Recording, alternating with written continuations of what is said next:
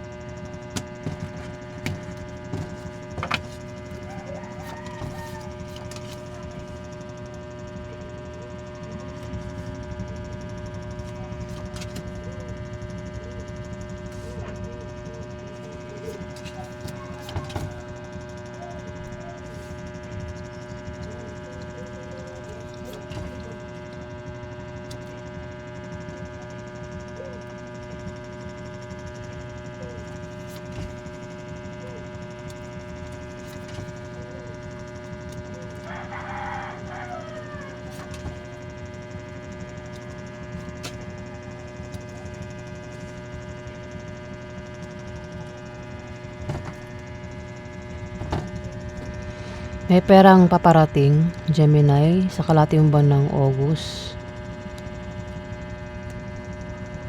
May makakatanggap ng pera kasi pwedeng problemado sa pera. Hindi lang sa pera, problemado kundi pati sa pamilya, sa bahay, problemado. Kailangan ng taong susuporta sa taong ito na problemado. Kaya may perang paparating. Pwedeng yung pera ay ikaw yung makatanggap, kundi man ang makakatanggap ng pera is yung kasakasama mo raw. Kasakasama mo na pwedeng magbigay sa'yo ng problema.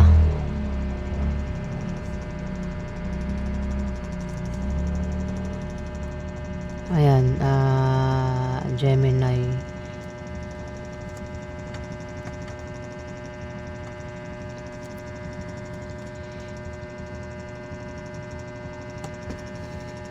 Maaari din na na kung may negosyo, may paglago, may pag-unlad sa negosyo.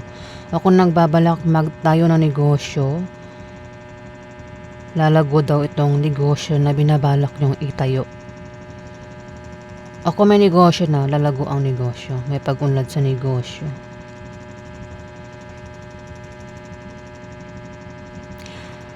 Yung nga lang may kasama ka raw dyan, ang pwedeng hindi mo makasundo, pwedeng magbigay ng problema, Gemini, dito sa binabalak mong itayong negosyo o mismo sa negosyo nyo kung meron na kayong negosyo.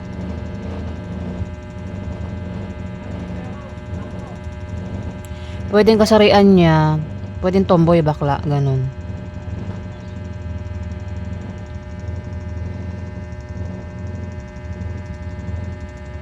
May person dito ang nakasuporta lang sa isang bata na pwedeng siya ay Scorpio, Pisces, Cancer. Nakasuporta lang siya. O siya yung sinusuportahan ng taong ito, Gemini. Kumbaga, kung magkaka-problema man, may tao kasi magkaka-problema nga, may nakasuporta lang sa kanya dito. Ayan o. Suporta, pwedeng magka-problema sa pera at may tao dito ang handang tumulong para siya ay bigyan ng pera o pautangin sa pera.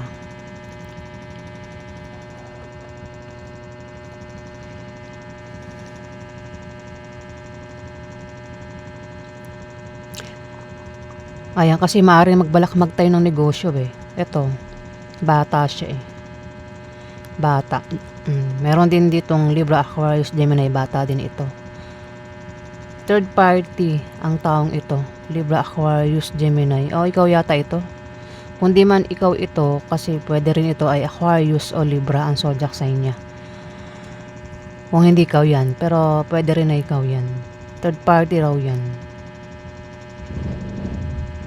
O ikaw yan, kung ikaw nga yan, third party ka.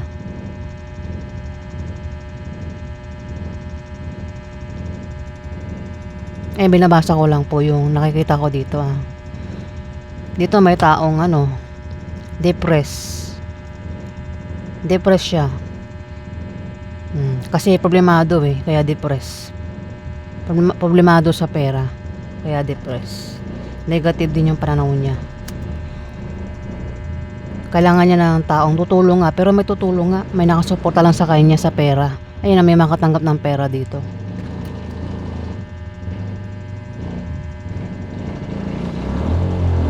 Pwede rin magkaroon ng ano ah, ng kasal, proposal sa kalating buwan ng August, Gemini.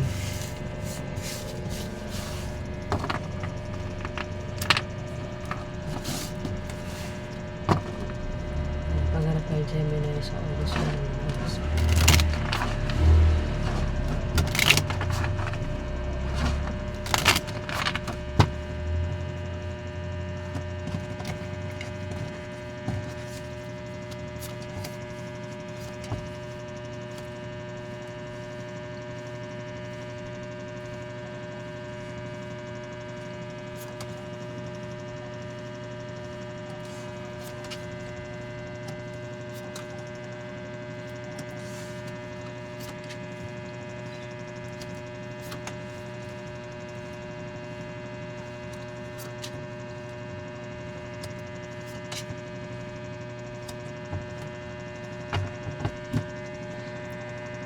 May taong galit na galit. May taong galit dito. Gemini sa kalating buwan ng August. Mismo dito sa binabalak niyang itayong negosyo.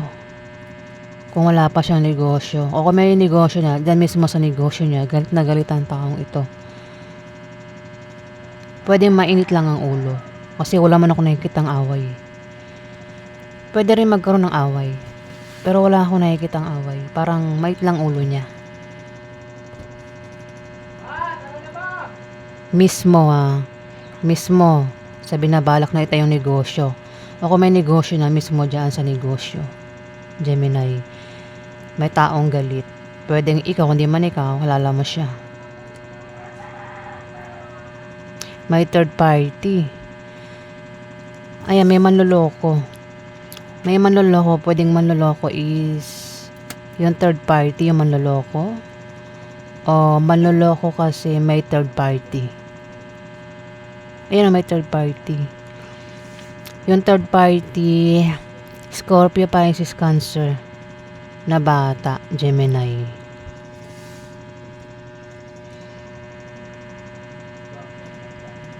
Pwedeng siya ay babae, lalaki, bakla o tomboy. Patungkol sa ano yung ayan, pwede rin may mag-apply ng trabaho o balak mag-sideline. Gemini. Pwede rin magtayo ng negosyo nga ah. Pero may manloloko talaga oh. May manloloko dito. Yung panloloko pwedeng may third party. O mismo yung manloloko is yung third party ang manloloko. Kaya pala may taong mainit ang ulo dito, galit. Pwedeng nagsiselos o napandahilan ng galit. Pero wala akong nakikitang away nga. Mainit lang siguro ulo. May tao rin dito yung ano eh. Parang may nagkakagusto sa inyo.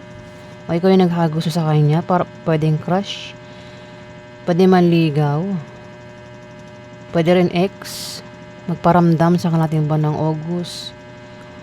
May paparating din na blessing. Yung blessing pwedeng galing sa ex, sa third party, sa manliligaw, o kung saan pa galing yung blessing.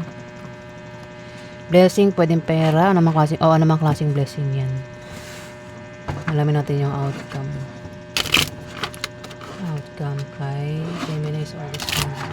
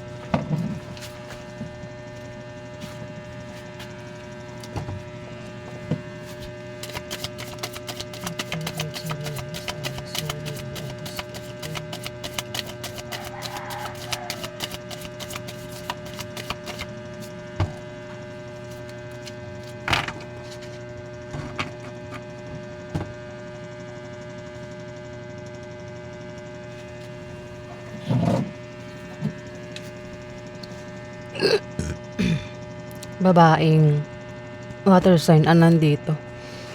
Pwede siya ay Scorpio, Pisces, Cancer. Meron din lalaki. Oh. Gemini, ang maaaring makadil mo sa kalating buwan ng August. Ang taong ito na babae, pwedeng may taong nakasuporta lang dito eh. Pwedeng siya ay nakasuporta o ikaw ay nakasuporta sa kanya, Gemini. Kasi pwedeng may tao dito ang problemado pero may handang sumuporta. Pwedeng sa pera. Kumbaga, yun nga, problemado sa pera at may taong handang tumulong para siya ay magkapera. Pwede rin na magkaroon ng kasal nga o proposal. Pwedeng siyang ikakasal. Itong water sign sa kalating buwan ng August. Pwedeng Scorpio, Pisces, Cancer ang zodiac sign niya. Ayun na, merong kahilingan at pangarap na magkakatotoo. Pwedeng ikaw o siya ang may kahilingan at pangarap na magkakatotoo. Sa kalating buwan ng August, pwedeng kasal nga. Baka pinangarap na ikasal. Mukhang mangyayari.